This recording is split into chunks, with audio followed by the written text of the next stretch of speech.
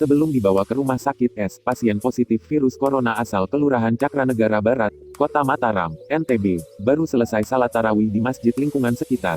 Untuk itu, hari ini tim medis dari Puskesmas Taliwang akan ke lingkungan tempat pasien S tinggal untuk melakukan tracing kontak pasien. Hal itu dilakukan mengingat banyak anggota masyarakat yang turut melakukan salat tarawih bersama S. Saat kami melakukan pengecekan ke rumahnya, yang bersangkutan justru tidak ada. Mestinya kan isolasi mandiri sejak kepulangannya dari Goa, Makassar.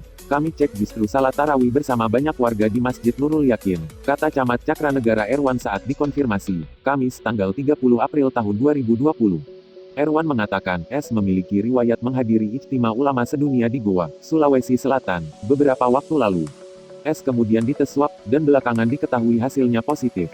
Namun, S tidak memberitahu kepala lingkungan bahwa dia dites swab sehingga warga tidak mengetahui bahwa S harusnya menjalani isolasi. Petugas ber-APD lengkap mendatangi rumah S tetapi pasien ini malah menolak diisolasi.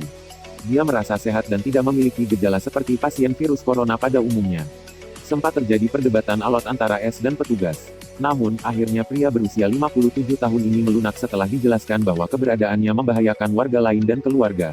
S akhirnya dengan sukarela dibawa tim medis naik ambulans ke RSUD Kota Mataram untuk menjalani isolasi. Dan orang ditangkap sih, ditangkap karena corona. Ya, bentar ya. Kita bisa begini Pak, ada tanda-tanda orang sakit Pak. Saya aduh dah, saya berkali. Nggak bisa Pak begini. Kalau dirusak nama Islam, kalau gini.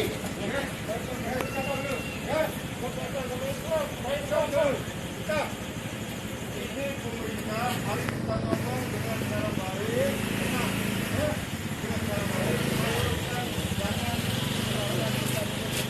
Ini